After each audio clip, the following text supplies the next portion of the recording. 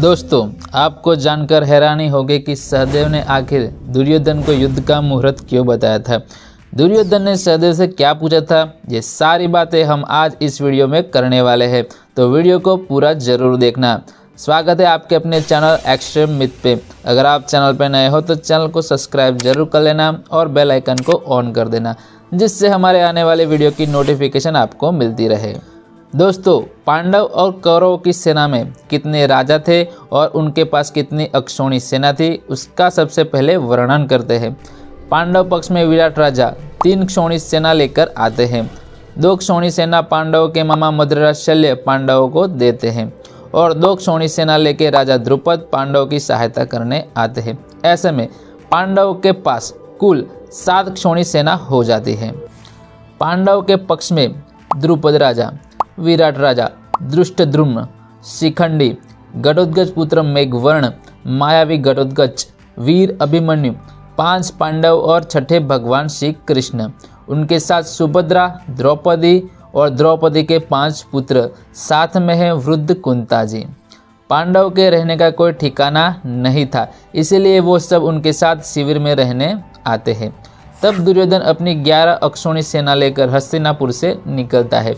साथ उनके 99 भाई, 470 उनके पुत्र, शकुनी मामा के साथ उनके 7 पुत्र, कर्ण के साथ उनके 2 पुत्र, द्रोणाचार्य, कृपाचार्य, अश्वत्थामा उनके साथ निकले, गंगा पुत्र भीष्म पितामह, शल्य राजा, जयद्रथ, भगदत्त और भूरिश्रवा, सुशर्मा सहित चले सभी कारभारी, नहीं साथ उनके कोई नारी। कौरव और पांडव की सेना कुरुक्षेत्र में आ जाती है। दक्षिण दिशा में कौरवों ने तंबू बिछाए तो उत्तर दिशा में पांडवों ने अपनी शिविर लगाई।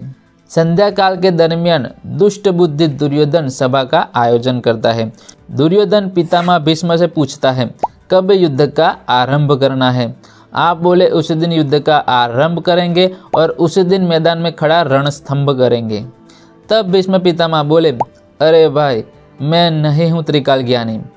अगर विजयी मुहूर्त चाहिए तो त्रिकाल ज्ञानी सहदेव से पास से ले आओ। दुर्योधन ने कहा, पितामह, वो तो अपना पक्का शत्रु है, भला वो क्यों हमें विजयी मुहूर्त बताएगा।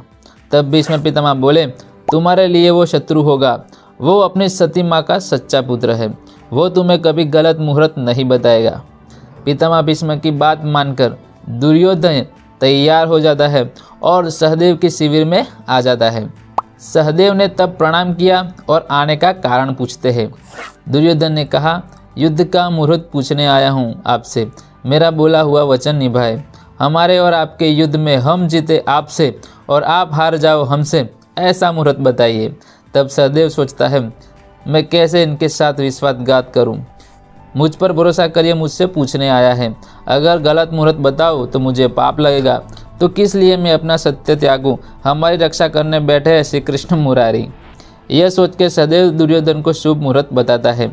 सहदेव कहता है, कल सुबह प्रातःकाल स्तंभ का स्थापन करना, वो स्तंभ शेषनाग के सिर पर लगेगा, जिससे तुम हमसे जीत पाओगे। दुर्योधन शुभ मुहूर्त लेके भीष्म पितामह के पास चला जाता है। भीष्म पितामह बोले, सहदेव ने दिया हुआ मुहूर्त नहीं है झूठा, वो त्रिकाल ज्ञानी है सच्चा। फिर पितामह के कहने पे उस स्तंभ पर काल रुद्र को भक्ष अर्पण किया जाता है, यानी कोई मनुष्य की बलि दी जाती है। तब पांडव की शिविर में रेत का तूफान आ जाता है। यह देख धर्मराज बोले, हे वासुदेव श्री कृष्ण, यह दुख का निवारण करे। तब कृष्ण भीम से कहते हैं, कल प्रातःकाल आप जाकर भगवान शिव का त्रिशूल मांग लाना। 3.5 वज्र से दुर्योधन के स्तंभ की दिशा बदलनी होगी। अर्जुन उनकी धनुष की टंकार से हनुमान जी आके रणस्तंभ पर बैठ जाते हैं। भगवान अपना सुदर्शन स्तंभ के नीचे रख देते हैं। भीम के शरीर का दाया भाग, जो आधा वज्र का था, त्रिशूल से उसने उस स्तंभ को दिशा बदल दी। शिव का त्रिशूल, कृष्ण का सुदर्शन, पवन पुत्र हनुमान, ये 3 पूरे वज्र और भीम के शरीर का आधा हिस्सा भी वज्र का था, जिससे हुए 3.5 वज्र। भीम ने स्तंभ का मुख पश्चिम दिशा में कर दिया, इसीलिए उस दिशा में अपार दुख। तो दोस्तों, इस प्रकार दुर्योधन को सहदेव ने सच्चा मुहूर्त बताया था। फिर भी भगवान श्री कृष्ण ने पांडवों की सहायता इस प्रकार की थी। उम्मीद है वीडियो आपको पसंद आया होगा। तब तक के लिए जय श्री कृष्ण।